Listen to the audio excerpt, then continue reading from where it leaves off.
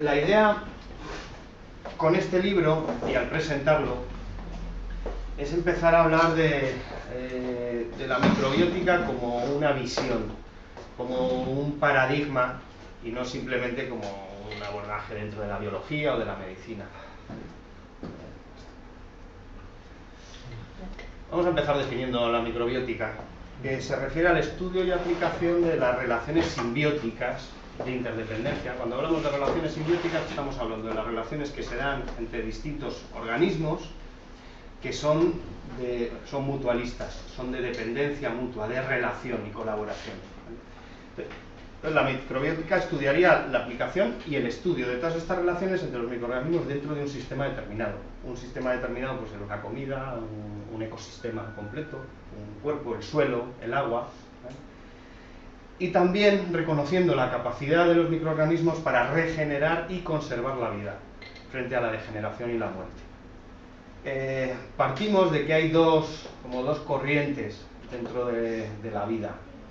Hay una corriente conservadora, antioxidativa, de mantenimiento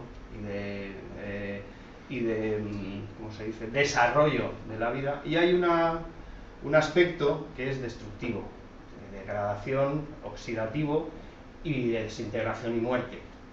Estos dos aspectos están en equilibrio continuo dentro de cualquier ecosistema.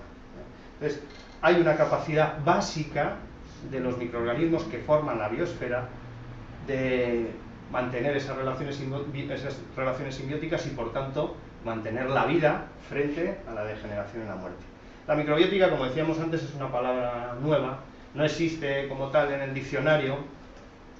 Sí existe la microbiología, o dentro de la biología, el estudio de los microorganismos.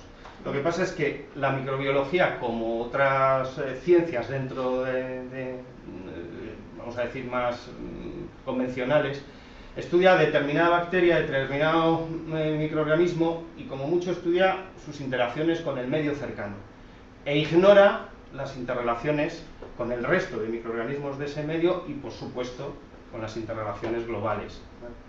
Entonces, por eso se creó esta palabra, para intentar incluir algo que llevan haciendo muchos investigadores, en concreto un biólogo español que se llama Máximo Sandín, que ahora mencionaremos alguna cosa de él, que es puntero en esta visión microbiótica. La microbiótica también habla de la relación simbiótica. Si estamos hablando de que hay una relación simbiótica en lo más básico, que son los microorganismos que fundan los ecosistemas, esa misma relación debiera existir replicada también a nivel macro, como organismos, como sociedades, etc. También hablamos de la microbiótica como un movimiento creativo, porque recuperar esta visión también tiene que ver con aprender de los microorganismos y ver cómo ese bagaje, ese legado lo podemos usar incluso en nuestras relaciones sociales y económicas. Ahora veremos cómo. ¿Vale? Bueno, este libro es fruto de un intento de encontrar distintos profesionales en multitud de áreas, biólogos, médicos, psicólogos, hasta chefs de cocina, ¿vale?, agricultores, que comparten una visión común, o que compartían una visión común, pero cada uno lo estaba desarrollando en su campo de actuación. Entonces están desde Lynn Margulis, hay como 15 autores. Luego echáis un vistazo en el libro y veis la biografía de cada uno. A mí me tocó hacer un capítulo que es precisamente el que tiene que ver con la psicología simbiótica. ¿Cuáles son las relaciones entre la psicología del mundo emocional y psicológico y este mundo microbiótico? Bueno, hay tres programas básicos de la vida. Uno, parte de que la vida tiende a la conservación y multiplicación. No hay una tendencia autodestructiva que solo de una forma azarosa a veces se convierte en sostenibilidad, sino que la vida tiende a la conservación y multiplicación.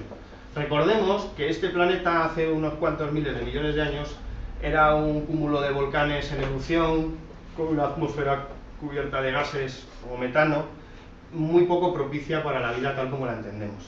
Y ahí se empezaron a desarrollar determinados microorganismos que consiguieron cambiar esas condiciones vitales y generar la base sobre la que se ha creado toda esta inmensa biodiversidad que conocemos, ¿vale?, incluyendo varias extinciones colectivas que ha habido a lo largo del tiempo, luego ha vuelto a regenerarse. O sea, ahí parece que hay un programa que tiende hacia la conservación, hacia la multiplicación y la conservación de los ecosistemas. La vida tiende al cambio y la evolución, tiende al desarrollo, a la complejidad y a crear nuevas formas cada vez más capaces de adaptarse de nuevas maneras al medio.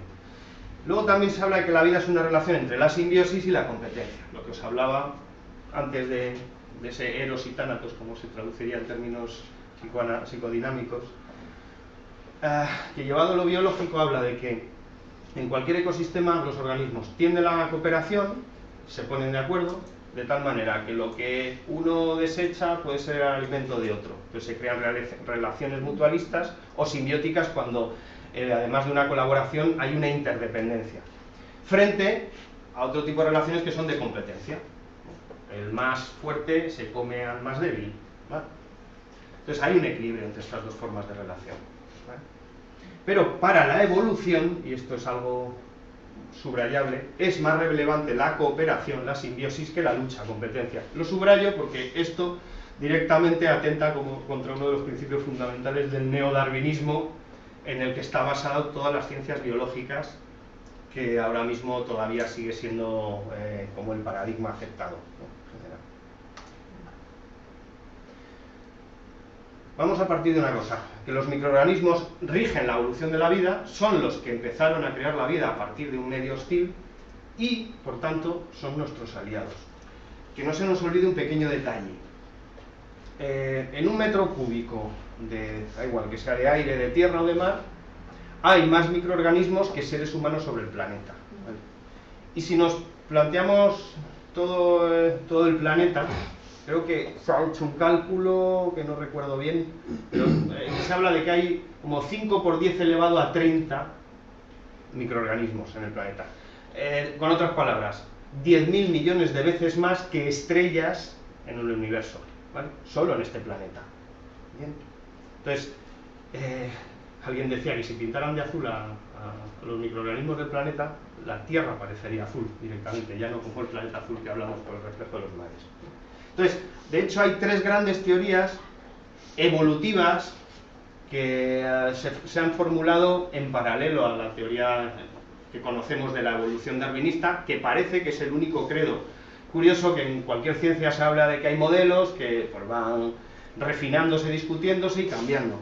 Pero el modelo darwinista de la evolución se ha quedado como un dogma irrefutable. Y desde hace bastantes décadas hay muchos científicos precisamente trabajando en otras líneas. Y una es Lynn Margulis, una de las coautoras del libro, que es la teoría de la simbiogénesis.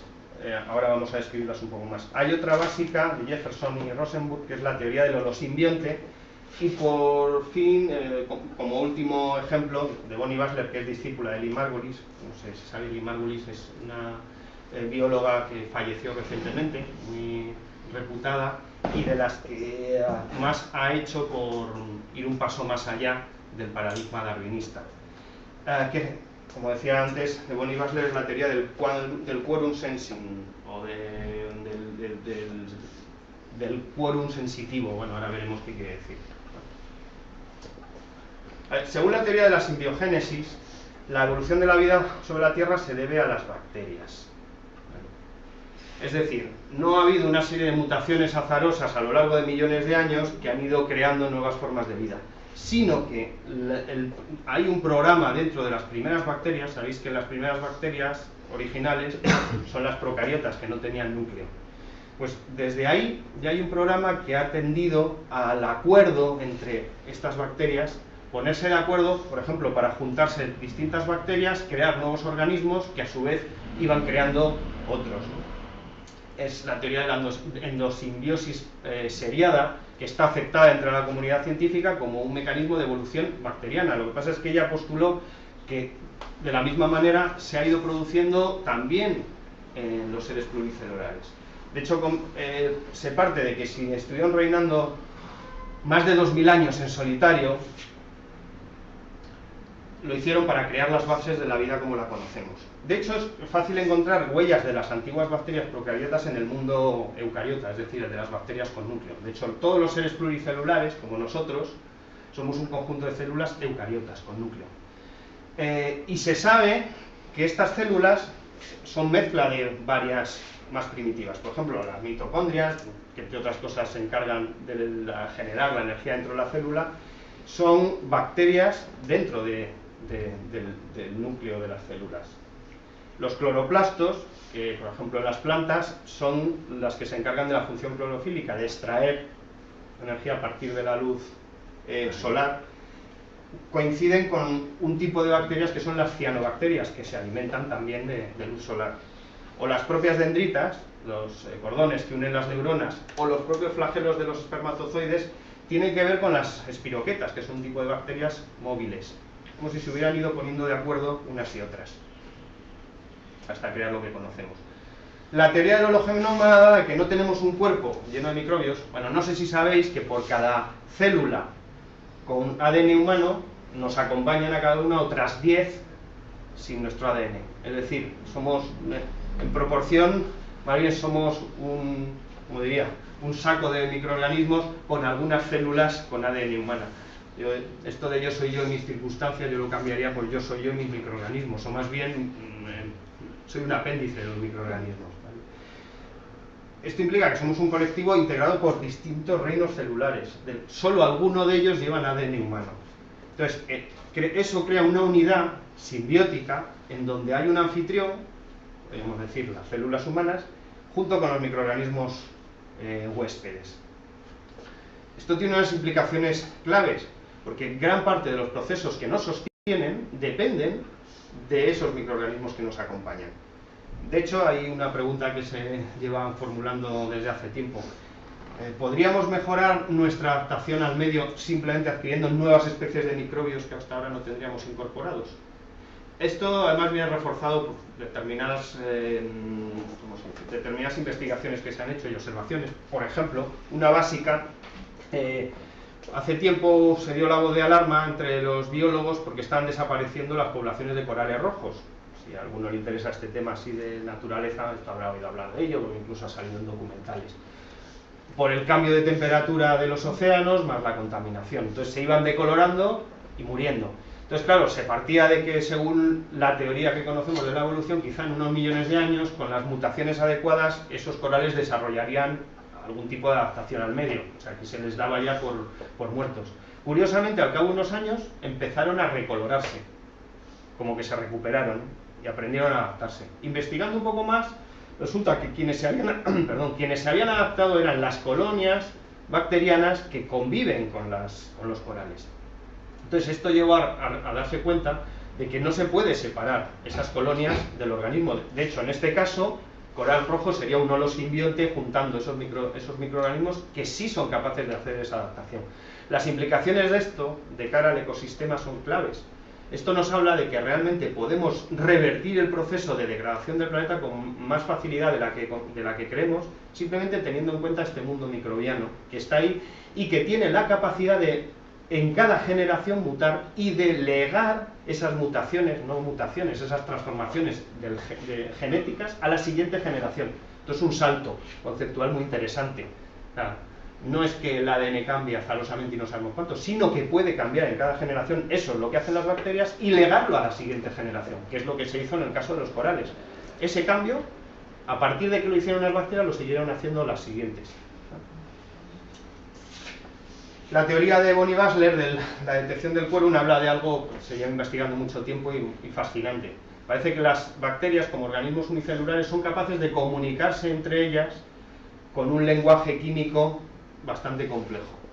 Por ejemplo, hay unas colonias de bacterias luminiscentes en el océano que en determinados momentos, sin saber exactamente cómo, sí se sabe por qué. Porque así llaman la atención y son devoradas por determinadas especies de cetáceos especialmente. Pues cuando llega un momento empiezan a encenderse. Claro, y no es que se encienda una, como si se enciende una y de repente se enciende en extensiones inmensas del océano toda una inmensa colonia de bacterias. creo que con un fenómeno que debe ser increíble, ¿no? Por las noches. Entonces, esto implica una forma de comunicación, ¿vale? O sea, ya existe comunicación desde ahí. No son unos seres que van por libre, más o menos erráticos, sino que ya hay programas comunes. Lo cual implica que pueden llevar a cabo tareas complejas que no harían si fueran individuos aislados. Y ya empieza a marcar si hacen eso, ¿no estarán también poniéndose de acuerdo precisamente para generar esa biodiversidad que conocemos? Vale, hay algo, nos han educado en una cultura antimicrobiana. La mejor bacteria es la bacteria muerta, ¿no? De hecho, estamos hartos de productos que ponen en su publicidad, y además como señalándolo, su poder bactericida. Los productos de limpieza en nuestras casas son tóxicos potentísimos, que tienen una cualidad interesante. Se cepillan todas las bacterias, todos los microorganismos que hay en nuestro ecosistema habitacional, sin tener en cuenta que solo un 0,05% de esas bacterias pueden llegar a ser patógenas, y solo cuando están en desequilibrio. Y se cepilla el otro 99,9% que son necesarias para la vida y para el sostenimiento incluso de nuestro sistema inmunitario. También estamos atiborrados de antibióticos. Antibiótico. Un antibiótico es una sustancia que arrasa con lo vivo, con todo microorganismo que se pone delante. No es selectivo, ¿vale? Eso es importante, porque a veces nos dicen, bueno, la camosilina, que es para determinadas cepas, no sé qué, no sé cuánto. Sí, puede ser para determinadas cepas, pero de paso todas las benéficas las arrasa.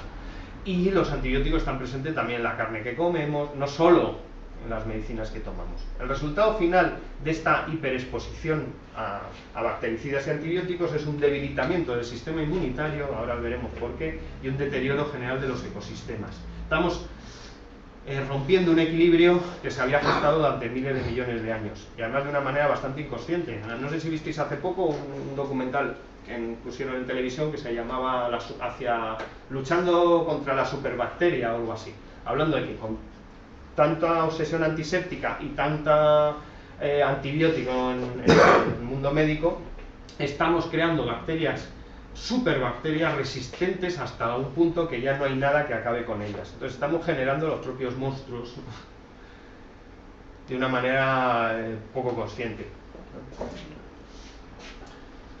Máximo Sandín, que es un biólogo español, ex profesor de la Autónoma, tiene una página que os recomiendo encarecidamente, se llama somosvirusyBacterias.com.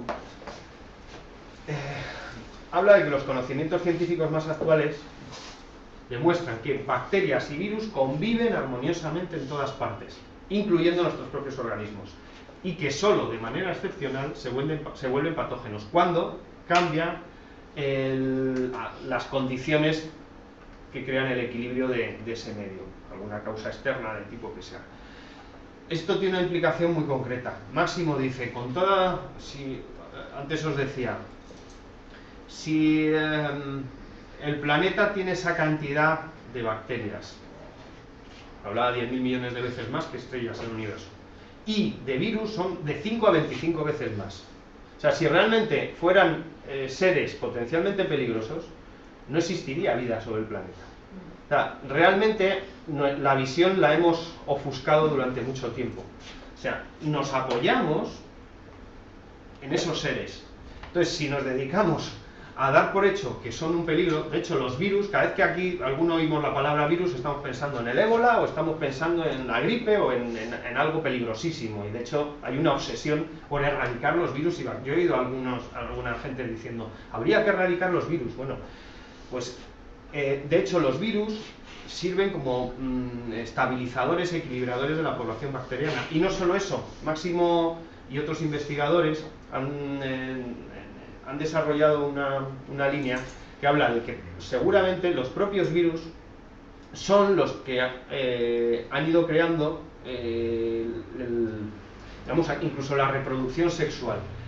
El ADN humano y el de todos los organismos incorpora ADN de los virus.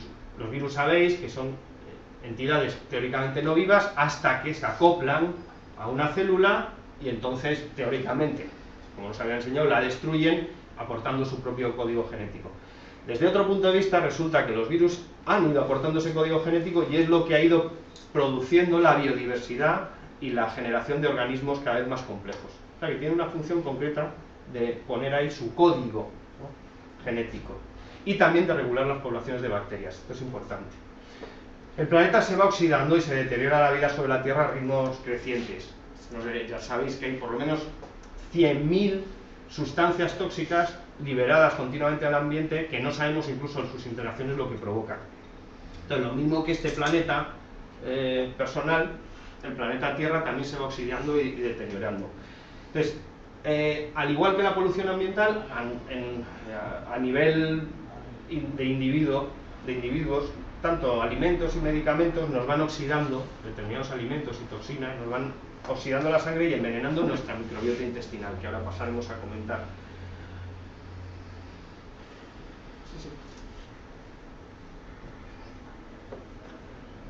Resumiendo, la microbiótica, como visión de interrelación global partiendo del mundo micro, tiene dos dimensiones. Una exterior, que tiene que ver con cómo utilizar esta visión y las relaciones simbióticas de los microorganismos para solucionar las demandas del hábitat y del medio ambiente. Y luego una interior, que tiene que ver con la búsqueda de la salud a través de la nutrición y la investigación terapéutica de la microbiota humana.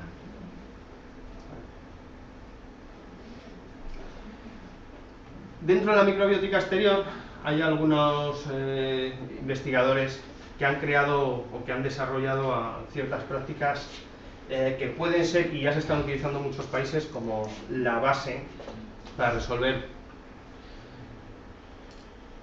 Ahora entraré a los que. Uno, el propio Teruo Higa, que es un japonés fitobiólogo, que trabajaba pues, descubriendo nuevos tipos de abonos y de plaguicidas. Él fue enfermando, como ocurre a muchos investigadores en esta línea, hasta que se dio cuenta de que bueno, lo mismo que me enferma a mí no debe ser muy saludable para utilizarlo en los cultivos. Entonces cambió de orientación y estuve investigando para encontrar determinados microorganismos que pudieran hacer esa función de abono y de plaguicida. ¿Por qué? Todos sabemos que el suelo, la tierra, precisamente es fértil en la medida en que tiene un equilibrio de determinados microorganismos.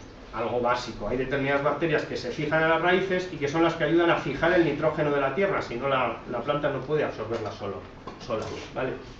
Entonces él estuvo investigando hasta que descubrió un conjunto de bacterias que sumadas tenían un poder simbiótico y regenerador impresionante, que él lo llamó campo de sintropía o de orden vital, ¿vale?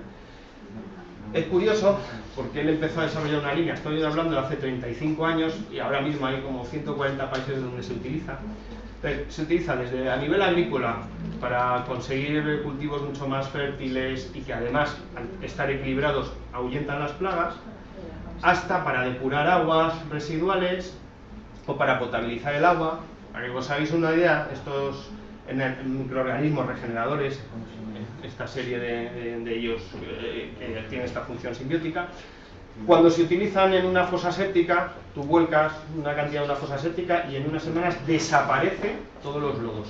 Directamente los devoran y a cambio solo queda como residuo agua, ¿vale? Además, lo hemos visto aquí, hay bastante gente utilizándolo. Incluso se está utilizando en plan experimental en determinadas áreas de la central nuclear de Fukushima, y están consiguiendo eliminar la radiactividad que se supone que necesitaría miles de años para desaparecer, la están erradicando en meses utilizando estos microorganismos. Incluso se está usando en hospitales, en vez de seguir... El tema del petróleo, que están, ese tipo también son bacterias. Efectivamente, sí. Y también con los plásticos, sabéis que hay una isla inmensa de plásticos flotando por el océano que se degrada evidentemente muy lentamente. Pues se están haciendo experimentos y hay bacterias devoradoras del poliuretano, por ejemplo. Entonces, digamos que hay unos aliados ahí que se están descubriendo y que pueden revertir un proceso que cualquier ecologista hace tiempo se había echado las manos a la cabeza diciendo esto ya no tiene marcha atrás, pues podría y puede tenerlo, ¿vale? Y una de las tecnologías es esta de los EMs. que se puede utilizar, bueno, de hecho es muy interesante utilizarlo como productos de limpieza en casa, porque lo que hacen es crear un medio ambiente equilibrado donde no pueden desarrollarse los patógenos. Desaparecen los olores, las moscas se van, esto yo lo he visto además en sitios muy curiosos, donde en verano te comen las moscas, por ejemplo en Extremadura, y que desde que han empezado a utilizar esto, pulverizando y como limpieza, han desaparecido, más que nada porque como buscan la putrefacción, y esto lo que hace es tender hacia la antioxidación, ya no es compatible. ¿Vale? Luego que era muy inteligente, no quiso hacer mucho ruido y todo esto se ha ido extendiendo, sobre todo de una forma muy entre colectivos, ONGs, agricultores ecológicos o en comunidades, por ejemplo, campesinas, en zonas bastante de difícil comunicación en Sudamérica, donde se encontraron que con una tecnología baratísima y que además la propia comunidad puede ir reproduciendo, porque al final estamos hablando de bacterias que se pueden seguir multiplicando, pues conseguían potabilizar el agua y luego eliminar las aguas residuales. ¿Vale? Entonces, claro, es una tecnología muy barata, autosostenible y además ecológica. Pero claro, él en ningún momento quiso darle mucho bombo porque sabe que luego los accidentes suelen ocurrir cuando se descubren estas cosas. Se ha conseguido inteligentemente.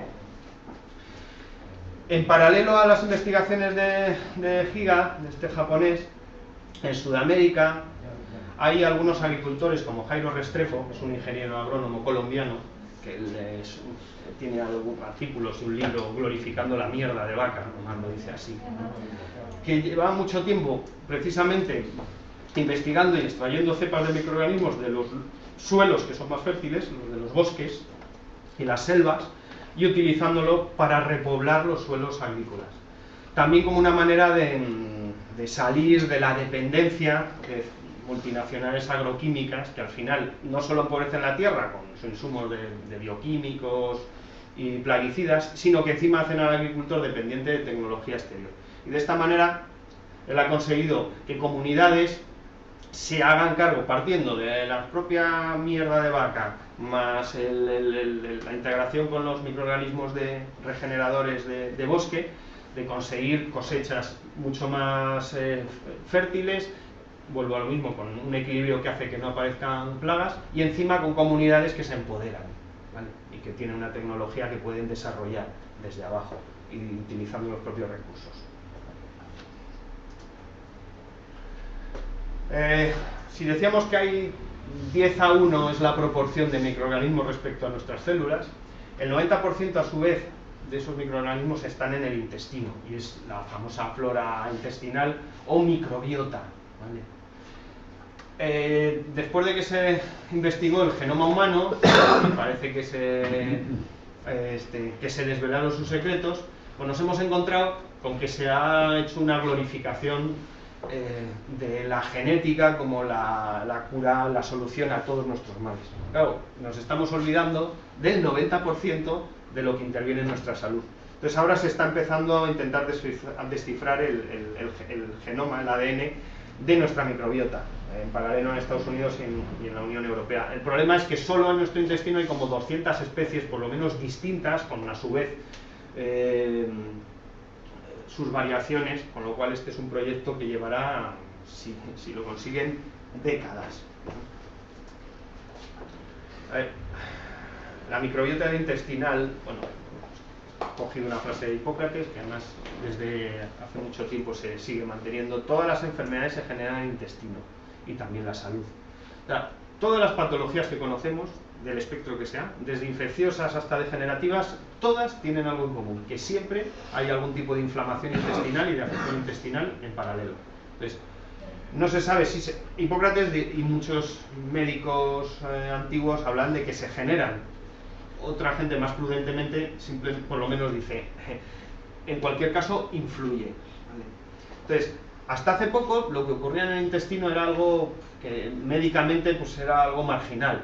Se le da importancia cuando había un trastorno digestivo, pero no en su relación con todo lo demás, ¿vale? Es curioso que si el hígado es el órgano más grande del cuerpo, además sabemos que el hígado es el que procesa todos los desechos internos cuando ya no se pueden vehicular por otros órganos o no pueden expulsarse por otros órganos emuntorios como riñones y demás, el hígado los almacena e intenta metabolizarlos. Pues la microbiota sería el otro órgano más importante del cuerpo, por lo menos en peso, porque también puedes pesar como el hígado, unos 2 kilos, ¿vale? Y que tiene una función clave. también transmuta, también filtra las toxinas, pero las externas en este caso. De hecho, cuando nos alimentamos, el alimento se convierte en nutriente a través del trabajo de la microbiota. Lo subrayo así, porque cuando nos dicen nos hace falta determinados nutrientes de este tipo, del otro, o nos testan y parece que tenemos déficit de tal vitamina o tal mineral, se nos olvida que cualquier alimento que tomemos que se supone que contiene eso, si no tenemos la microbiota en condiciones, directamente como lo comemos lo eliminamos. O sea, es imprescindible la microbiótica para nutrirnos. Las funciones básicas, por tanto, de la microbiota. Una es generar la base del sistema inmunológico. Según cómo esté nuestra microbiota, así está nuestro sistema inmunitario. Dos, transformar los alimentos en nutrientes asimilables. 3. Eliminar las sustancias tóxicas y residuos que ingerimos. 4. Controlar los microbios patógenos. Todas las infecciones conocidas, parte de las que pueden venir con una herida que nos hemos hecho y con un sistema inmunológico debilitado, que ya tiene que ver con una microbiota debilitada, pero gran parte de nuestras infecciones tienen que ver con un desequilibrio intestinal. Entonces, por eso esa función de controlar los microbios patógenos. Una microbiota en equilibrio no permite que se desarrollen microbios patógenos. Y por último, fabricar gran parte de los neurotransmisores. Sabéis que los neurotransmisores son las sustancias que utiliza el sistema nervioso para comunicarse y que están detrás de lo que llamamos estados de ánimo. ¿Vale? Todos los neurotransmisores conocidos se segregan en el intestino, además de en el cerebro. ¿Vale? ¿Qué pasa? Que algunos de ellos,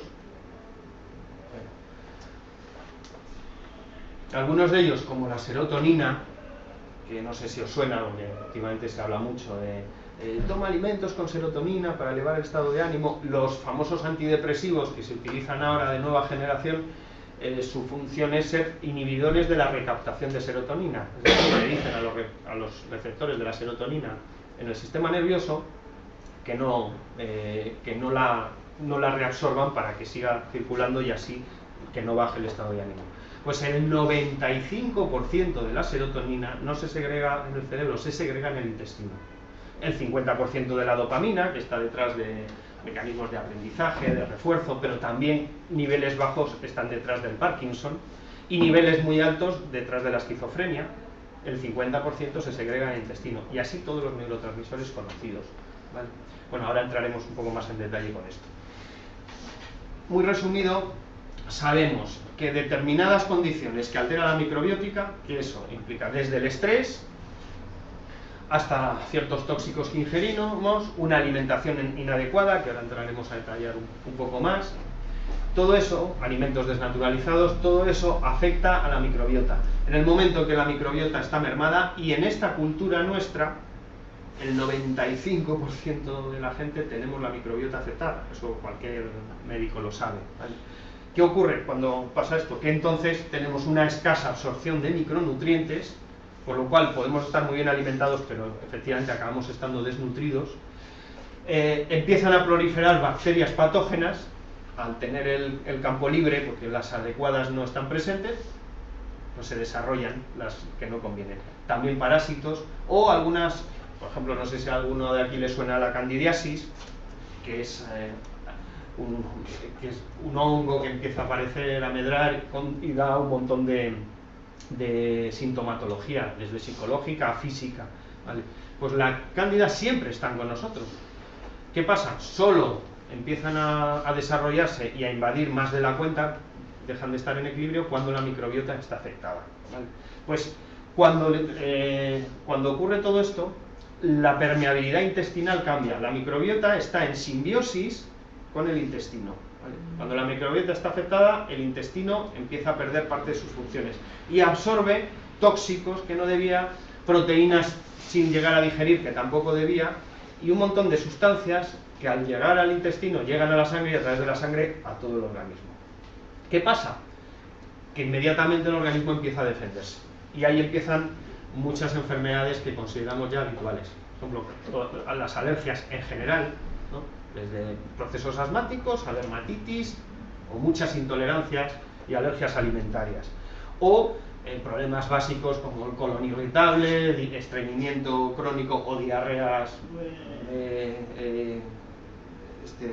inmanejables, y muchas enfermedades autoinmunes que curiosamente en nuestra cultura cada vez hay más. O sea, algo que antes era muy escaso empieza a ser cada vez más habitual, desde esclerosis múltiple a muchísimas enfermedades que tienen que ver con procesos autoinmunes. ¿Por qué? Porque nuestro sistema inmunitario llega un momento que pierde el norte con toda esa invasión de toxinas que pasan la barrera de una microbiota afectada. Así que si conseguimos, nuestras células viven en un medio que sería como ese mar primordial, que sería la matriz extracelular, ¿vale? Esa matriz extracelular está contaminada por todo esto que hemos comentado, entonces las células empiezan a perder la capacidad de absorber los nutrientes que necesitan, como si tú dejas un pez en un mar hipercontaminado, no tiene manera de acceder al alimento. Y a la vez no pueden desprenderse de los desechos. Entonces, para aumentar la vitalidad de nuestras células debemos, primero, aumentar los micronutrientes en nuestra dieta. Si necesitamos determinadas vitaminas, tienen que llegar de verdad a las células. Y para llegar de verdad a las células, tienen que ser a través de una microbiota adecuada. Y por tanto, regenerando esa microbiota. Entonces, la nutrición simbiótica es un enfoque que desde hace unos cuantos años ha surgido precisamente para tener en cuenta un tipo de dieta y un tipo de cuidado que tenga a la vez, que considere a la vez el bienestar de nuestro cuerpo y de los microorganismos que lo habitan. ¿Vale? Por ello, conviene aportar suplementos nutricionales, que por un lado contrarresten esa carga oxidativa. Todo esto que os he comentado implica degeneración celular, o sea, todas estas toxinas, más el estrés, más estos nutrientes que no llegan, estos alimentos que no pueden convertirse en nutrientes y no eliminarse en condiciones, empiezan a ser un trabajo extra para el organismo. ¿Vale? Entonces, nos van oxidando y además van creando cada vez más una acidificación. ¿Sabéis? El balance ácido-alcalino en nuestra sangre es clave. Cuanto más acidificados estamos, más van degenerándose nuestras células. ¿Vale? Entonces, una fuente básica de acidificación tiene que ver con esa microbiota que deja pasar lo que no debiera. Entonces, nos convienen determinados suplementos que empiezan a ser poco habituales, como vitaminas, probióticos. Los probióticos son los microorganismos que regeneran la flora intestinal. Aminoácidos, oligoelementos, minerales. O sea, se pone mucho énfasis desde pequeños en la importancia de los macronutrientes, que tengan las proteínas, los hidratos de carbono y las grasas equilibradas.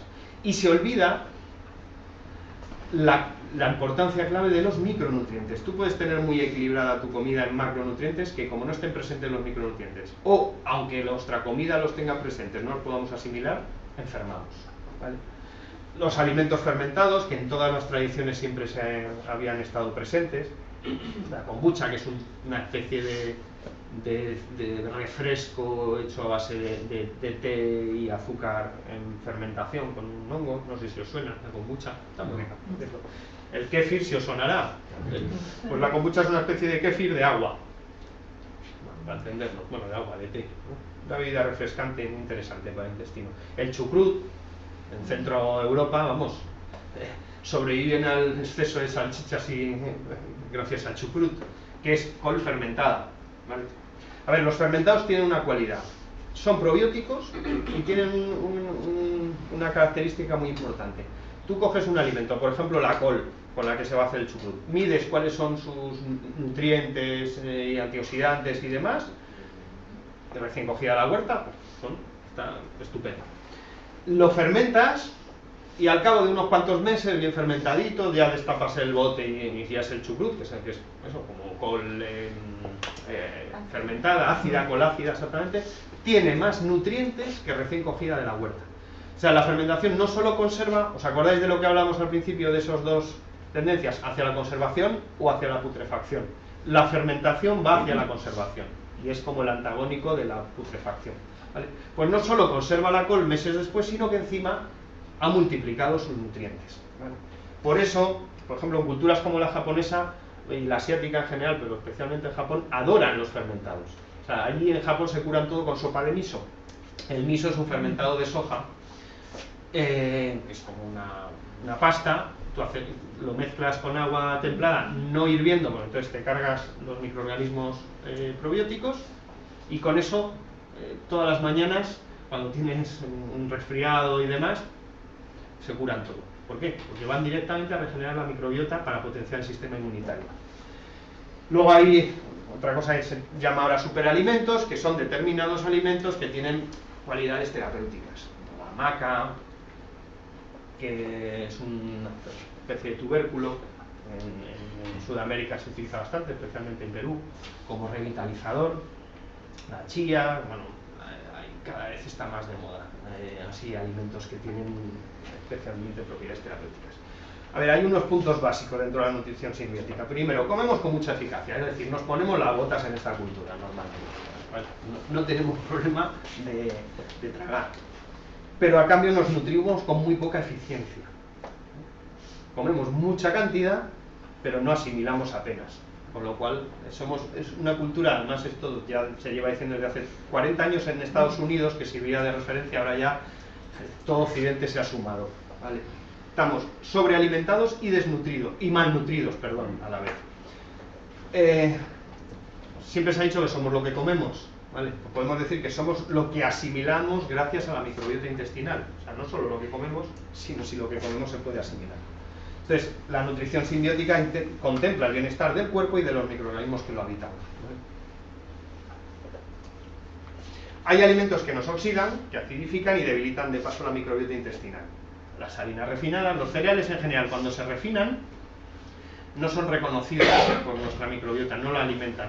Entonces, normalmente generan bastantes problemas de intolerancia y de inflamaciones intestinales. De hecho, aquellos que notan la barriguita que llaman cervecera y tal y cual, si empieza suprimiendo el pan blanco, normalmente ya esa barriguita cervecera y las flatulencias empiezan a reducirse significativamente. El azúcar blanco sabéis que es un acidificador maravilloso. O sea, pocas cosas desmineralizan más, acidifican más y roban más nutrientes y más energía que el azúcar blanco. Y luego nos lo venden como si fuera un ángel blanco y maravilloso. ¿Vale? De hecho, cuando se conoce el proceso de refinar el azúcar, se te quitan las ganas de tomarlo, por cierto. Los lácteos, en general, los seres humanos son los únicos mamíferos que siguen tomando leche cruda de mayores. No digerimos la lactosa ni la caseína de mayores. ¿Vale? Alguna gente lo notará más o menos, algunos directamente tienen intolerancia grave, pero ninguno lo digerimos en condiciones. Los refrescos carbonatados, las carnes rojas y embutidos, aquí ya, en este caso, ya es una cuestión de grado, ¿vale?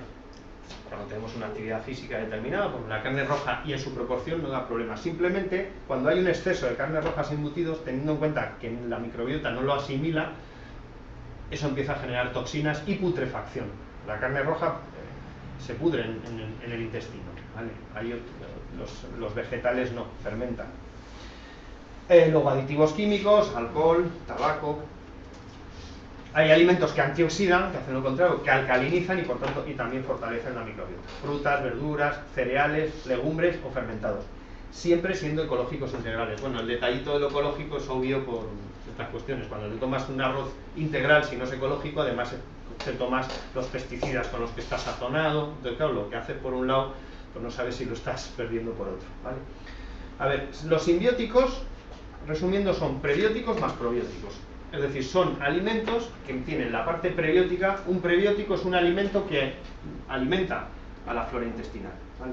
Y un probiótico son microorganismos que la regeneran. Entonces, hay algunos que se conocen, los fructooligosacáridos, que son oligosacáridos de cadenas largas y son hidratos de carbono complejos. Por ejemplo, los cereales integrales, ¿vale? La fibra de los vegetales en general o la cáscara de los cereales. Y los probióticos, que aportan nutrientes y contienen microorganismos. Determinadas frutas y verduras, la uva, que está muy de moda, además que en este país que se cultiva tanta, pues se le da mucho bombo a los antioxidantes de la uva y y demás.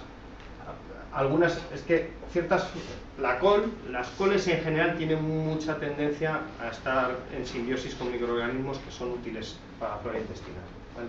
Los germinados y los fermentados en general. Algunos tradicionales, todos conocemos el queso, el yogur. De hecho, a ver, el pan mismo es más asimilable porque parte de una fermentación con la masa madre, ¿vale? Por eso es más digestivo. La harina no la podríamos comer así, a menos que la cociéramos, ¿vale? Pero también los picles, que son este tipo de combinaciones, ¿cómo se dice? Agridulces, bueno, se llama, que es muy típica de la India. El kimchi, que es una mezcla de fermentados, picante coreana, el chucrut que hemos hablado antes, el miso, el tempeh, que es una soja fermentada. Luego también hay alimentos líquidos fermentados que también todos conocemos, la cerveza, la sidra, el vino. O sea, algunos llevamos adorándolos mucho tiempo, ¿vale?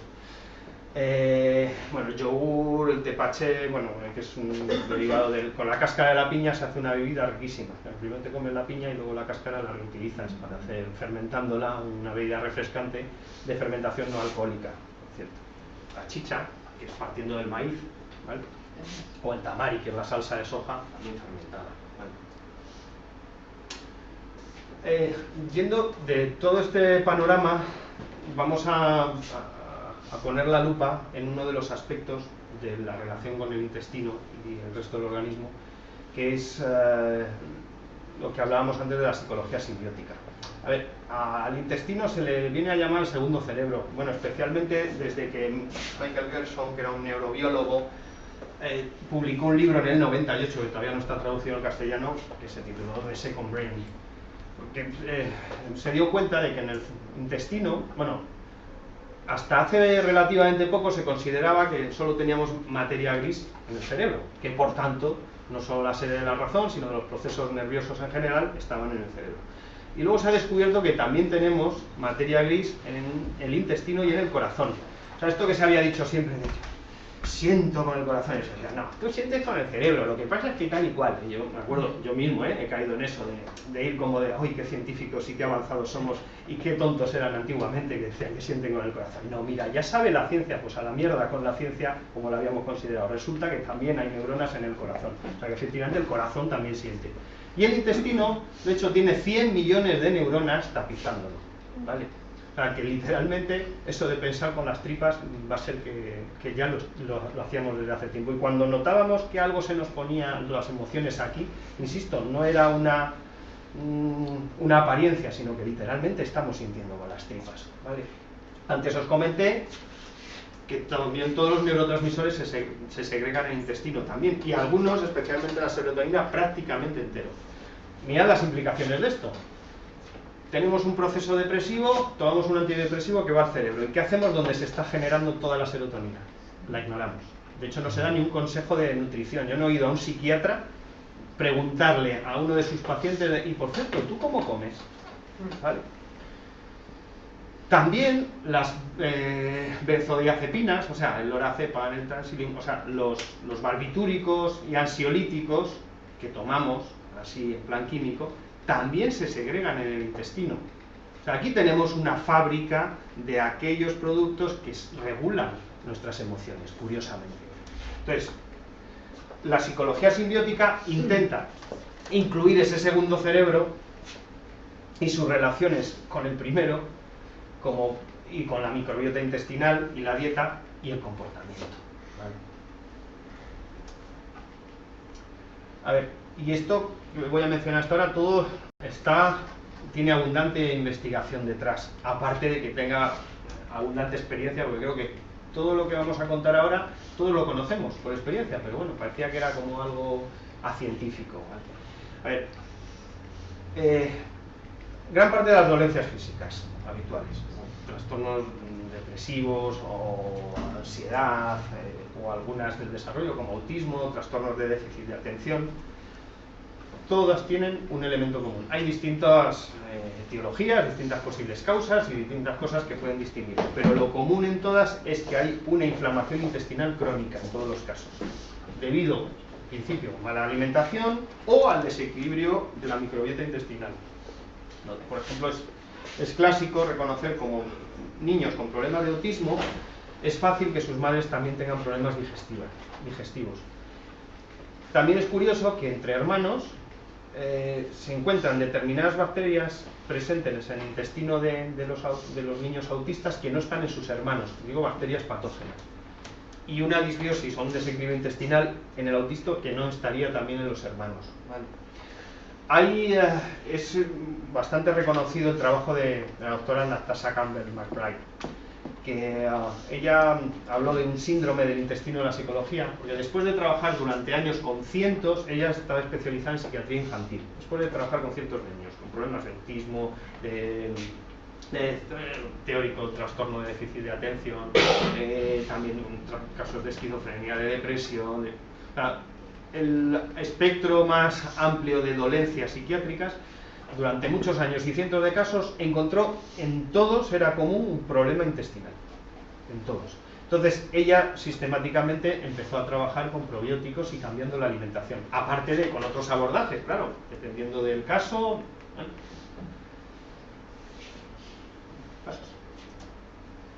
Bueno, también pionera en esto fue Gerda Boyesen, una psicoanalista, que postuló que lo mismo que el intestino digiere los alimentos, pues también digiere las emociones. Y entonces encontró que muchos problemas emocionales, cuando no son adecuadamente resueltos, se quedan en el intestino, y ella diseñó pues, un tipo de masaje que apretando las tripas y además guiándose por los sonidos y por cómo se movían y las reacciones de la persona, iba ayudando como a digerir, a ver, todos esos metabolitos y sustancias residuales de los estados emocionales, el cortisol que va quedando perenne en estados de estrés continuo y tal, todo eso tiene que acabar procesando el intestino. Ya tuvo ahí una... Entonces luego, bueno, lo combinaba con un masaje terminado y técnicas bioenergéticas. Entonces, este aspecto del funcionamiento intestinal, que es no solo como digestor de alimentos, sino como digestor de emociones, lo llamó psicoperistaxis, ¿vale? Todo esto que voy a comentar son investigaciones que vienen del 2000 para acá, ¿vale? Pues, por ejemplo, en la Universidad de Cork, en Irlanda, hay un departamento de psiquiatría que lleva años trabajando con este tema del segundo cerebro, y han acabado acuñando un término que es psicobiótico para describir a ciertos microorganismos que cuando se ingieren en las cantidades adecuadas producen un beneficio para la salud en pacientes que tienen alguna dolencia psiquiátrica. O sea, utilizando microorganismos como psicofármacos, ¿vale? En Estados Unidos se hizo un estudio también encontrando que hay un bacilo muy concreto, el Lactobacillus rhamnosus, que se utiliza en determinados probióticos y tal, que tiene bastante buena prensa. Se ha encontrado que regula el comportamiento emocional, reduciendo la corticosterona que está inducida por la ansiedad y comportamientos depresivos. De hecho, ellos descubrieron que las bacterias pueden llegar a ser complementos terapéuticos en trastornos relacionados con el estrés, como la ansiedad y la depresión, ¿vale? En el Hospital Universitario de Copenhague hicieron un estudio de, creo que eran 72.000 personas a lo largo de muchos años, y encontraron que sistemáticamente todo el que tenía un indicador en la sangre que implica un tipo de enfermedad inflamatoria, o sea, cuando hay una agresión aparece una inflamación. Por eso todo esto que hablamos de déficits en la microbiótica implican una inflamación intestinal y por tanto un estado de defensa de todo el cuerpo. Cuando hay estos rasgos inflamatorios, curiosamente, esto aumenta el riesgo de depresión de 2 a 3 veces. Es más fácil estar en un estado de ánimo deprimido cuando tienes algún tipo de inflamación, especialmente intestinal, ¿vale? Entonces, también otros investigadores en Canadá encontraron que cuando hay alteraciones en la composición microbiana, cuando hay desequilibrio en la microbiota, esto inflama el intestino y además implica también como efectos secundarios ansiedad y depresión. Bueno, esto es de hace muy poquito tiempo, unos investigadores húngaros que aparte de su propia investigación hicieron un repaso de toda la literatura científica que había al respecto, encontraron que la depresión podía ser una manifestación neuropsiquiátrica de un síndrome inflamatorio crónico. Esto está relacionado con el trabajo que hicieron en la Universidad de Copenhague, que mencionaba antes. O sea, cuando hay depresión, casualmente siempre hay un síndrome inflamatorio. Ahora, si es causa, ¿qué es causa de qué? No se sabe, pero al menos sí sabemos que siempre está presente. Entonces, literalmente si bajamos la inflamación, que de hecho eso encontraron, dando probióticos, sustancias que tienen estos microorganismos regeneradores, con ciertas vitaminas como la B y D y el omega 3, que son todos antiinflamatorios de algún tipo, encontraron que se mejoraban los síntomas de depresión. Y por fin, es un estudio que se hizo en Francia, dos grupos de voluntarios, a uno se les dio suplementos probióticos o placebo. Después de 30 días encontraron que los niveles de estrés psicológico, o sea, midieron depresión, ira, hostilidad, ansiedad y solución de problemas, todos mejoraron significativamente más en el grupo que tomó probióticos frente al grupo placebo. Todo esto corrobora algo muy básico. Este segundo cerebro, además, algo que descubrió el Michael Gerson fue el nervio vago, que es el que comunica el intestino con el cerebro. Se sabía que ese nervio tenía una función de relacionar, pero se partía de que eso es lo que hace que cuando tienes una obsesión o un disgusto muy grave y estás dándole vueltas, pues eso interrumpe y modifica a nivel gástrico. Ya, pues lo que él descubrió es que de cada 10 comunicaciones entre el cerebro y el intestino por ese nervio, 9 son del intestino al cerebro. Es decir, él empezó a desarrollar la visión de que eso, dices, pues cuando estás especialmente irritable, nervioso y ansioso, pues tiendes a desarrollar una úlcera porque tiende a prosperar más la clostridia, que es un tipo de bacteria que está detrás de las úlceras. Pues él decía, pues igual es al revés. Precisamente el que haya medrado esa clostridia, merced a que igual hay un desarrollo intestinal, eso es lo que está igual provocando la ansiedad, la irritabilidad, o sea que igual habría que darle la vuelta al fenómeno o al menos darse cuenta que es bidireccional, ¿vale?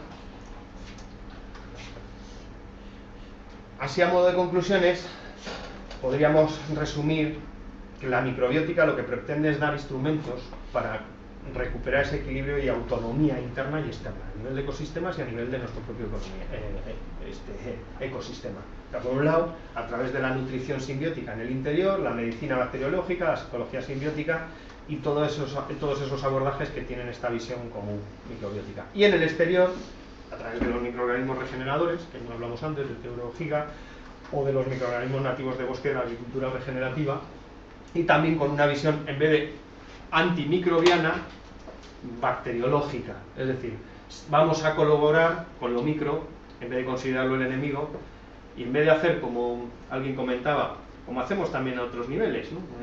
Sociales, consideramos a un colectivo potencialmente enemigo, lo que nos ponemos es a confrontar y a intentar eliminarlo. Otra visión es, ¿tenemos capaces de crear relaciones simbióticas a nivel social, de manera que creemos sociedades donde todos podamos prosperar?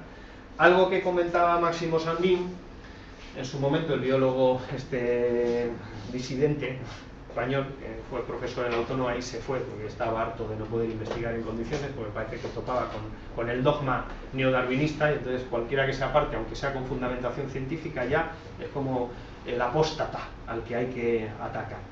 Pues él decía, es que es muy curioso que la doctrina económica que predomina actualmente, el neoliberalismo que viene de toda la visión de Adam Smith y del reverendo Malthus y demás, en donde lo lógico es una lucha por la supervivencia, donde el que mejor se lo monta, pues se enriquece, y el que no, pues son los desechos del sistema, que les den, literalmente, ¿no?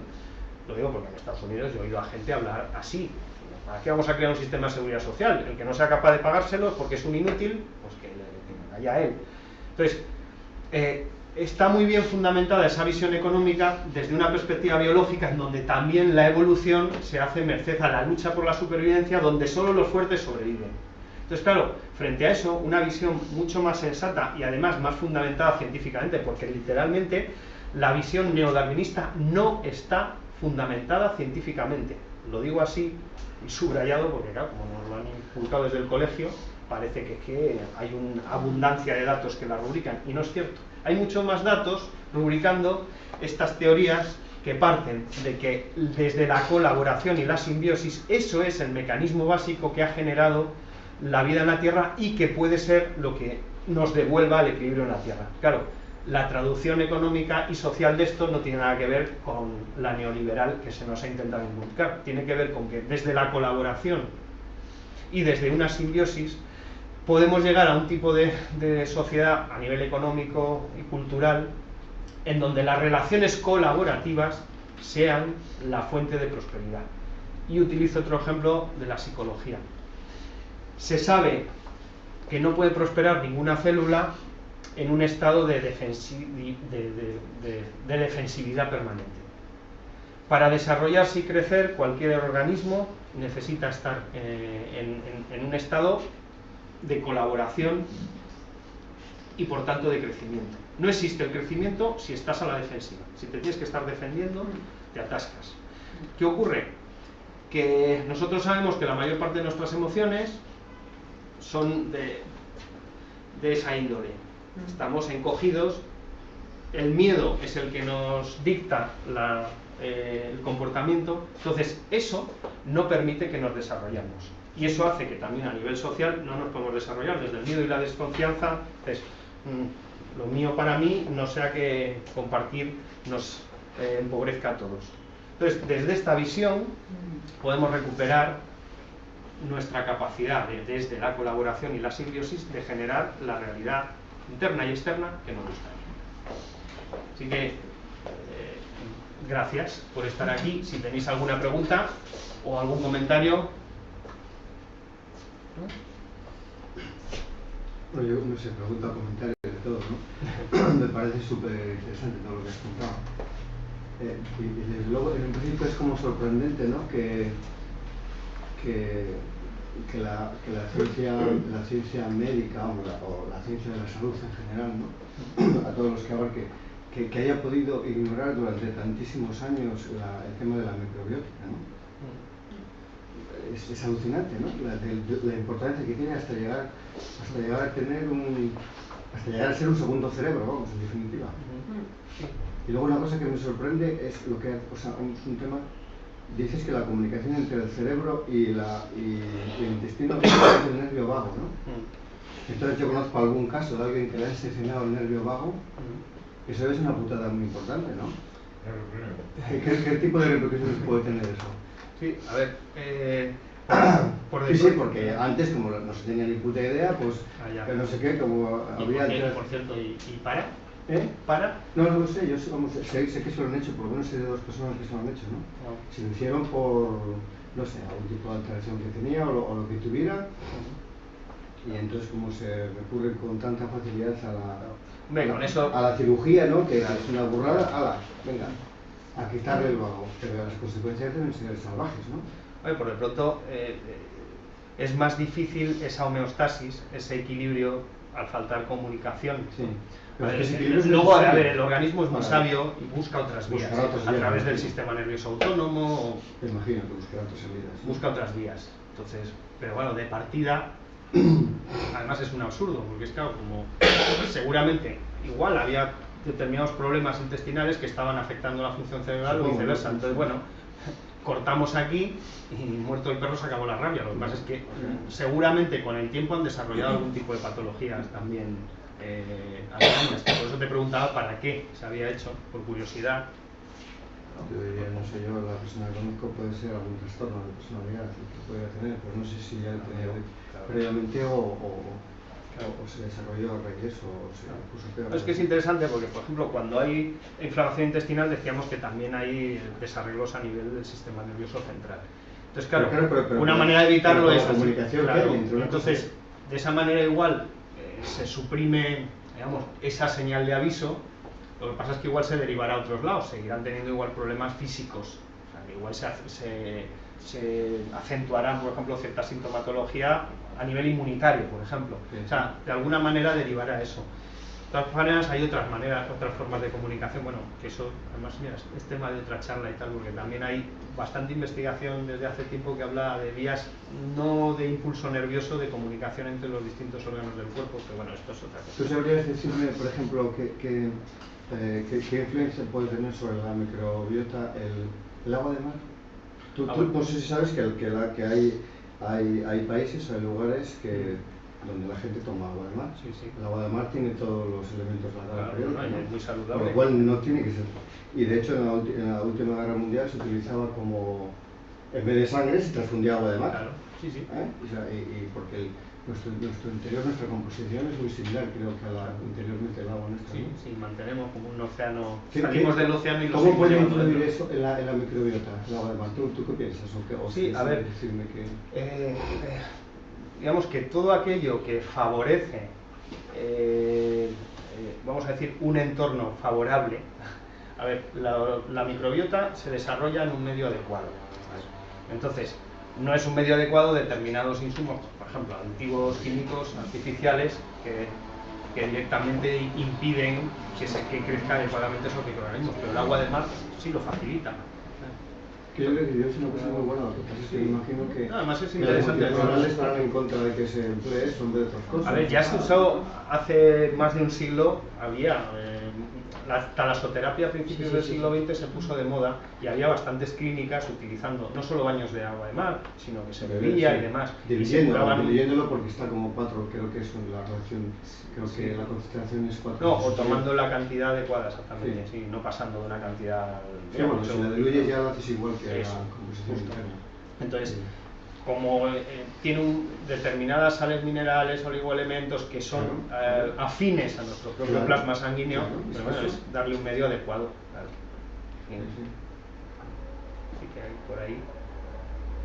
Sí. Entonces, en resumidas cuentas, la microbiota yo veo que es fundamentalísimo. Entonces, la forma, dijiste las formas de... hay diferentes formas, tipos de alimentos o medicamentos. ¿Las industrias farmacéuticas favorecen eso o se dedican a bombardear de toda manera al organismo? A ver, no tienen interés en hacer tanto las cosas bien como ir a vender, ¿no? A ver, es que hay un tipo de medicina que es aliarse con los propios recursos para que tu sistema inmunitario y tu organismo sea capaz de manejarse. Y otro tipo de medicina que le interesa más cronificar las enfermedades porque así te están vendiendo un remedio. Entonces, a ver, sí hay laboratorios, pero vamos a decir independientes, que están trabajando en esta línea. Por ejemplo, nosotros hace tiempo utilizamos unos probióticos que son, yo le llamaría superprobióticos, porque hemos visto además el efecto. Yo lo he utilizado además con gente con distintos problemas, no solo físicos y psicológicos, y con mínimas dosis hay cambios impresionantes. Pero claro, son laboratorios que no vienen de la industria farmacéutica precisamente, ¿vale? Claro. Entre otras cosas porque es incorporar algo, en este caso pues unas bebidas, como unos zumos que incluyen el prebiótico, el probiótico, más determinadas plantas que además tienen un efecto mineralizante y también tienen determinados efectos, porque bueno, a ver, que aquí hay mucha más tela. Mira, dentro de este tema microbiótico hay algo que le podemos llamar la fitoterapia fermentativa, que tiene que ver, y esto hay un grupo aquí en España, que es este laboratorio que comento, que nosotros llevamos utilizando lo que hace algún tiempo y que ahora están lanzando una serie de cosas, pues que descubrieron que cuando tú combinas ciertas cepas de microorganismos, en este caso unos que les pasó como al japonés, una combinación de ellos que tienen un poder especial simbiótico que hace que se multipliquen los efectos que cuando se toman por separado, ¿no? Con enzimas y levaduras también. Pues cuando eso lo juntas con determinadas plantas, extrae los principios activos de las plantas de una manera mucho más eficiente que con tinturas alcohólicas, con decocción, como en las tisanas, ¿vale? Y con otros medios así más físicos. Porque además es una fermentación a baja temperatura. Entonces atraen más los principios activos y luego hace que esos principios activos se asimilen mucho mejor por el intestino. Entonces, pues en un solo zumito, pues estás consiguiendo muchos efectos, además de una manera colaborativa, que lo mismo es terapéutico, que es algo que regenera mínimo la flora intestinal y demás. Claro, muy barato porque estás combinando muchas cosas con una dosis mínima y con algo que se puede incorporar y que en la dieta de cada uno. Y que claro, ese tipo de cosas, digamos que fortalecen, revuelven el equilibrio, te hacen más autosuficiente, entonces son interesantes para gente que cree en la salud, pero no para quien cree en el negocio. Pero si son para eso que me interesa, claro, el negocio de la salud como no el agua del mar. Exactamente, claro que está ahí. Me interesa. Claro. Sí, tengo que ir, no sé, tengo que me gustaría quedar. Pues nada. No me doy cuenta. ¿Tenéis algún otro comentario? Bueno, muchas gracias por tu charla súper mega interesante y un apartado en cuanto a un alimento básico de todos los días y que yo intento comer integral, pero creo que es veneno igual, es el pan. Tú personalmente, ¿qué pan comes? Porque, bueno, Pues no como pan. No, eso voy a que no comes pan, afirmativamente, vamos, no, así no comes pan. No, hombre, a ver, que decir, si ahora me voy a tomar un pincho de tortilla, me como No, digo pan. que No, pero... en tu dieta de diario has visto que la harina es tan veneno como los lácteos. Claro. A ver, también es que hay un tema que además esto hace muchos años pues, me lo inculcó un indio Hopi, cierto, hablando de la memoria. Claro. Soy muy admirador de los Hopi. Ah, vale. Muy bien. Este hombre que estaba andando por ahí haciendo la revolución de las 10.000 cocinas y hablando de que cada uno, si se hace cargo de su alimento y además recupera la memoria del alimento, él habla de que los granos hay que consumirlos enteros, por ejemplo. Entonces, en cuanto separas eso, de la cáscara, el gluten, de la harina, de tal, pues entonces ese alimento pierde su memoria. Claro, es una manera muy poética de decir algo que sabemos desde el punto de vista biológico. Efectivamente, ese alimento ya no lo asimila el cuerpo, porque la microbiota no sabe qué hacer con eso. Entonces, claro, todos esos hidratos de carbono refinados pasan directamente a la barrera intestinal y lo que hace el cuerpo es defenderse, para empezar. Entonces, lo ideal sería comer, bueno, hay panes, por ejemplo en el libro salen hasta recetas en una parte, pues, el pan esenio... ¿El centeno? Es que el centeno, a ver, hay una teoría que dice que los cereales se han estado mutando durante tantas generaciones que ahora tienen, o sea, los cromosomas del cereal original tienen poco que ver con los cromosomas de los cereales que ahora consumimos, excepto algunos, sobre todo más primitivos, como la escalda, o la esfelta, o el camut, o la quinoa, el amaranto, todos estos cereales que vienen de Sudamérica, ¿no? O sea, hay mucho, el arroz, por ejemplo, lo tolera todo el mundo, no da problemas. Entonces, en el fondo, no es que haya que quitarse los cereales, en el fondo quitándose el trigo de consumo, que es al que estamos acostumbrados aquí, que está, creo que además tiene los mismos cromosomas que el humano, o sea, no tiene nada que ver con un cereal ya. Entonces claro, eso es como que el cuerpo no sabe qué está comiendo. Eso aunque sea integral, ¿vale? Que sea trigo integral si es ese tipo de trigo. Entonces, una buena medida es, durante una época, jugar a eliminar las harinas refinadas, pero especialmente el trigo y algunos, que el centeno es que también está se ha estado manipulando mucho. Es muy fácil, porque en 15 días se notan cambios. Yo, por ejemplo, empecé a hacerlo por mi hijo, que tenía problemas de intolerancia, y dije, oye, me voy a solidarizar, no voy a estar yo comiendo pan delante de él, ¿no? Con él. Y vamos, empezó a bajarme la barriga, la sensación de hinchazón, las flatulencias. A ver, eso es un aspecto, porque también los azúcares sabemos que también tienen esa función. O sea, un poco, cuando se tiene una alimentación, vamos a decir, fermentativa y simbiótica, y se añade algún suplemento, como por ejemplo esto que os comentaba de esta empresa se llama Microviver y tal, y se cuida, claro, una alimentación mínimamente, de repente empiezan a desaparecer las flatulencias, las digestiones se hacen de otra manera, se desaparece la hinchazón de la barriga, de repente empiezas a tener más energía. Pero bueno, o sea, yo no me estaba nutriendo, estaba comiendo, pero en vez de nutriéndome, lo que estaba es metiéndole un estrés al organismo, ¿vale? ¿Y los productos ahumados, como el salmón ahumado, el bacon ahumado? Muy saludable no es, porque ya está muy procesado. A ver, volvemos a lo mismo. Si estuviéramos viviendo hace 300 años en una isla noruega, ¿vale? El salmón ahumado nos sentaría de vicio, porque claro, todo lo que estamos tomando, como un experimento que se hizo hace 40 años, se comparó la dieta de un adolescente norteamericano con un mendigo de la India. El mendigo de la India comía 4 cosas, pero está mucho mejor nutrido que el adolescente americano, ¿vale? Porque todo también depende del contexto.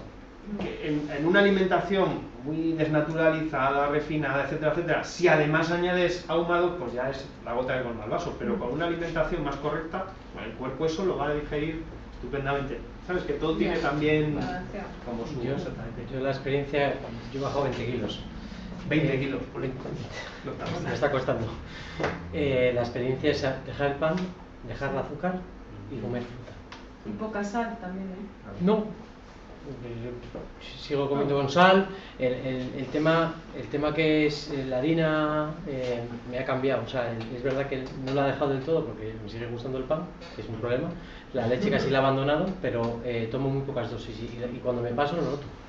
Es más, llevo una semana con mucho estrés, mucho tal, y estoy comiendo demasiado pan y lo noto. O sea, y se nota.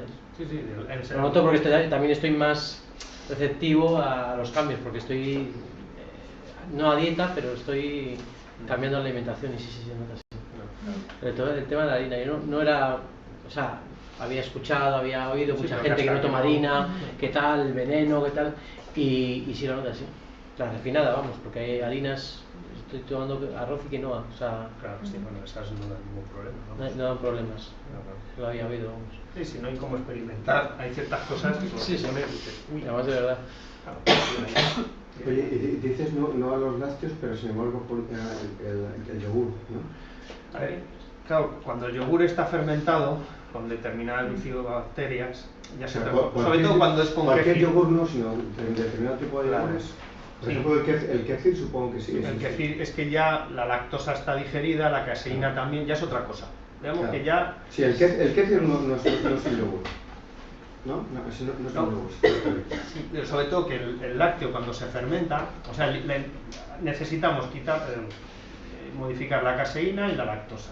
Entonces, la fermentación hace esa labor. Digo, la fermentación, que no es lo mismo que cortar el yogur y cuajarlo. Pero cuando hay un proceso fermentativo. O sea, a ver, algo que se sabe es que cualquier cosa que se fermenta se transforma. Incluso hay alimentos que nos pueden sentar mal, que cuando pasan por un proceso fermentativo habría que probarlos también, porque igual no tienen nada Claro, que eso ver. ya es probarlo, y cada Claro, uno exactamente. ver cómo le sienta. Justo. Es que hay tantos tipos de yogures que dices, ¿cuál? Ah, ya. No, yo no tomo ningún lácteo. No, Bueno, sí, eso ya no tomo directamente. nada, ninguno. La caseína, has dicho, que Es la proteína de la es la leche. proteína de la leche. Sí. Pero los quesos sí son lácteos.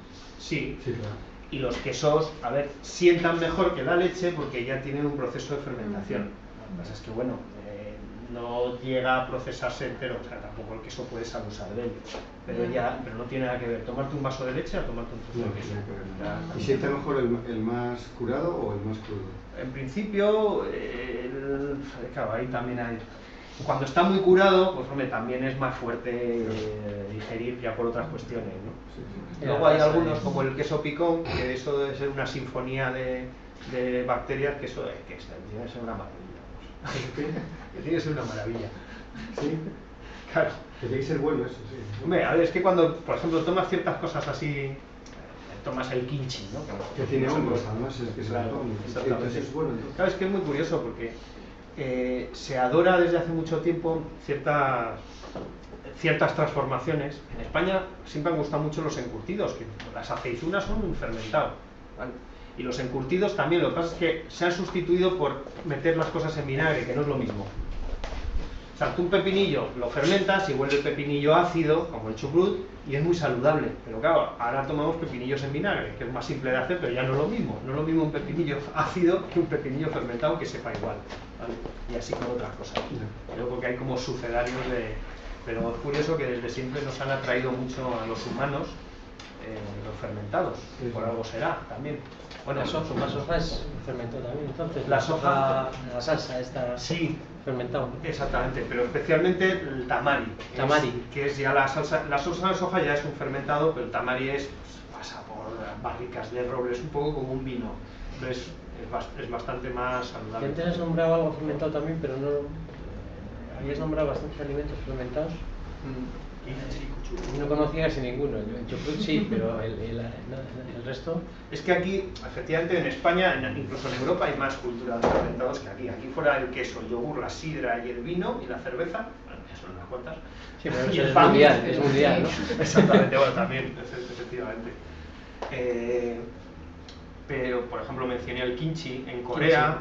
El kimchi es una mezcla de verduras fermentadas y picantes que la gente se mata por ella. De hecho, hay un kimchi que ya ahora lo venden en supermercados mucho allí porque es muy típico, pero es un kimchi teórico, o sea, hacen lo mismo. Es como que lo meten en vinagre, no sé qué, y ya no es lo mismo. O sea, el kimchi como tal fermentado es una maravilla para el intestino, aparte que esté rico. Hombre, ¿qué pasa? Lo pruebas la primera vez y dices, adiós, es como es para otros tomar eso, el queso picón.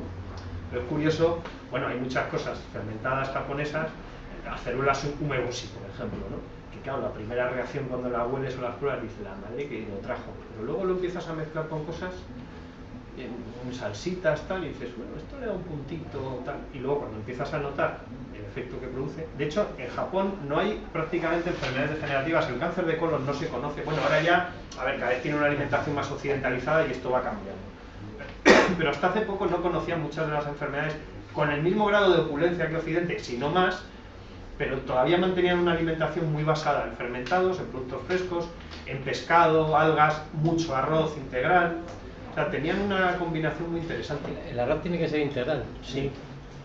Sí, porque el arroz blanco es puro hidrato de carbono y almidón. Entonces, digamos que nuestro cuerpo durante miles y miles o cientos de miles de años se ha acostumbrado a asimilar los alimentos integrales. Entonces, claro, de la noche a la mañana, el asimilar cosas que son, digamos, que están separadas, por un detalle, que es que antes ya se sabía, pero luego se corroboró. O sea, nosotros a quien tenemos que dar de comer es a nuestra microbiota, que es como un cambio de mentalidad, ¿no? Nosotros piensan, voy a comer yo para mí, que no, que tú no comes para ti, comes para tu microbiota, que es la que luego te nutre a ti. Claro, es que si no, no te nutres. Claro, es que entonces el cambio es muy curioso. Entonces, empezar a pensar, uno de los de los amigos que, bueno, detrás del libro está gente que también son los que han desarrollado estos probióticos tan, digo, divertidos, porque es gente muy friki que lleva muchos años trabajando en esta línea, y de hecho uno de ellos tiene la página más veterana en España de alimentación simbiótica, que se llama nutribiota.es, lleva 20 años. Luego hay otra que se llama microbiota.es, que habla de todas estas cosas. Bueno, pues este, que es uno de Bilbao muy gracioso, que es al que yo me llevaría a una isla desierta, porque lo mismo te hace una nevera con 4 palos, que te arregla una fontanería, o sabe de bioquímica o de lo que sea. O sea, para eso es de Bilbao, ¿no? Pues este es muy gracioso, porque él se considera como un simbionte humano que es una colonia de microorganismos, y entonces él piensa en sus microorganismos cuando piensa directamente, que si son la mayoría, pues mira, vamos a ponernos de acuerdo con ellos, ¿no? A mí siempre me hacía mucha gracia, pero claro, luego cuando me he puesto a investigar, y también he visto las relaciones con la psicología y otras cosas, he dicho, bueno, la cosa tiene su matiz. Entonces, claro, él, de hecho, además es uno de los capítulos lo escribe él, además dando un montón de recetas así microbióticas, y claro, esa perspectiva cambia muchas cosas. Claro, porque de hecho hace entender cosas como, oh, me han dicho que me falta vitamina A y me estoy hinchando de no sé qué y no noto la diferencia. Bueno, ya, porque si no lo asimilas, ¿qué más da lo que tomes? Efectivamente.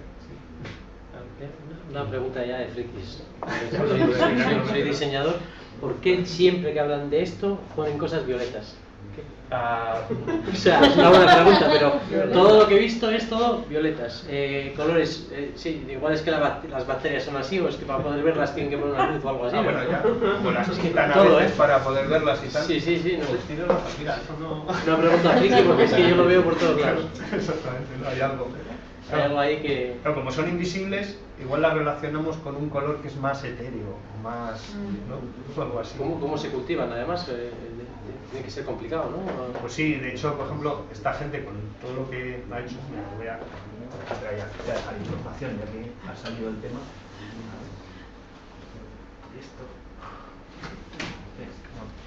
Pues esta gente... Sí. Aquí hay más colores. Hay más colores aquí. Sí, aquí más colores. Espera, pasamos para aquí. Estoy dando pues esta gente, a ver, partió de una cosa. Sí que hay, tú vas a una farmacia y ahora está de moda los probióticos, y siempre tienen un armario con probióticos, porque vamos, hasta el presidente de la Sociedad Española de Inmunología ya es un firme defensor de todo este tema.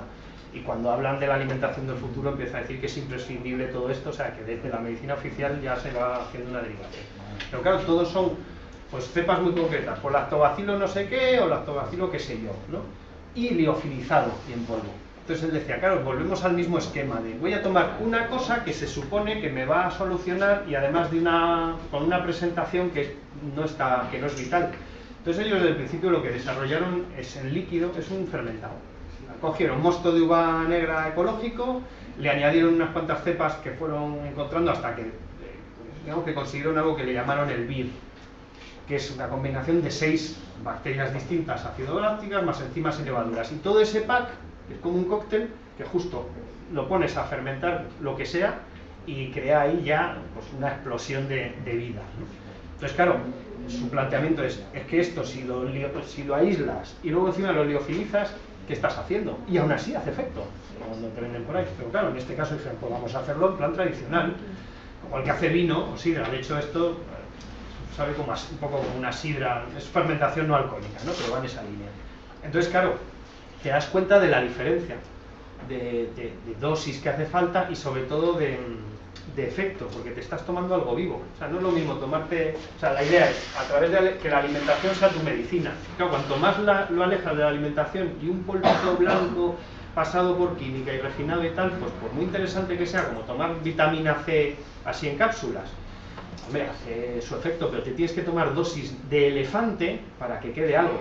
Es que bueno, cuando las tomamos de elefante, pues algo queda y eso potencia. Pero esa misma vitamina C, como parte de un alimento ya en plan simbiótico, no tiene nada que ver el efecto.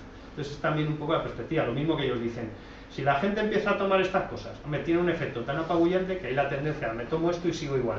Y ellos en eso son como muy cuadriculados, dicen, claro, no vale que esto lo use la gente para dejar de tener una alimentación simbiótica por otro lado. Tiene que ser siempre un complemento, ¿no? Un complemento útil porque efectivamente partimos de un estado tan degradado que, hombre, por muy bien que comamos, y eso lo he experimentado desde hace años, ¿no? Tú cambias de alimentación, empiezas a comer adecuadamente y es lento el proceso, aunque enseguida hay efectos, pero es relativamente lento porque, claro, a ver, no partimos de cero, partimos de menos no sé qué.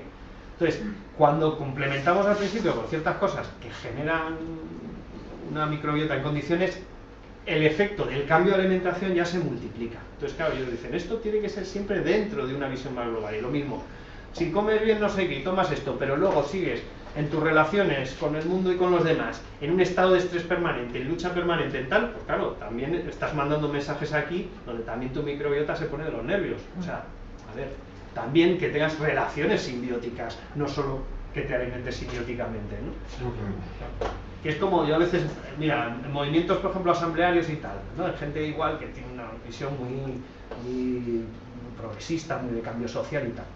Y por ejemplo, hablan, la seguridad social tiene que ser universal, gratuita, no sé qué, no sé cuánto digo. Pero no se cuestionan algo tan básico como que tú puedas elegir el tratamiento. Es como cuando tú te manifiestas para que te den subvenciones para pagar a una multinacional los pesticidas y los agroquímicos, se están riendo de nosotros directamente. Cuando todos defendemos la sanidad pública, pero luego no nos cuestionamos un modelo de sanidad que solo engorda a las farmacéuticas, digo, a ver, que tendríamos que tener una visión más global, es decir, no, efectiva sanidad pública, pero además pudiendo elegir una sanidad que vaya dirigida a la salud de la gente. Por ejemplo, en España el abuso de psicofármacos es brutal, hasta la OMS lleva dando toques a España desde hace tiempo. ¿Por qué? Porque aquí cualquier médico de cabecera lo primero que te dice es tómate un Lesatin, un no sé qué, no sé cuánto, ¿no? El 30% o 40% de lo que se vende en las farmacias son psicotropos. Y el contenido de psicotropos en los alcantarillados es altísimo. No, deben estar los peces. Conozco el tema tanto uno como otro. O sea, es una barbaridad claro. La concentración que hay en lo que llegan los depuradores. Entonces, si decimos no, que sea gratuita, pero no cuestionamos el modelo, al final a quien estamos beneficiando es al fabricante de eso, que de paso nos atonta un poco más porque no nos da los recursos para nosotros mismos autogestionar nuestra salud, que es lo que tendría que hacer un sistema de calidad. Bueno, no sé si conocéis experiencias en Asturias. Hubo un centro de salud que el director, que conozco, que es médico, lo revolucionó entero y empezaron a hacer de verdad atención primaria. O sea, hacían cursos con voluntarios, el proyecto Fresneda y tal.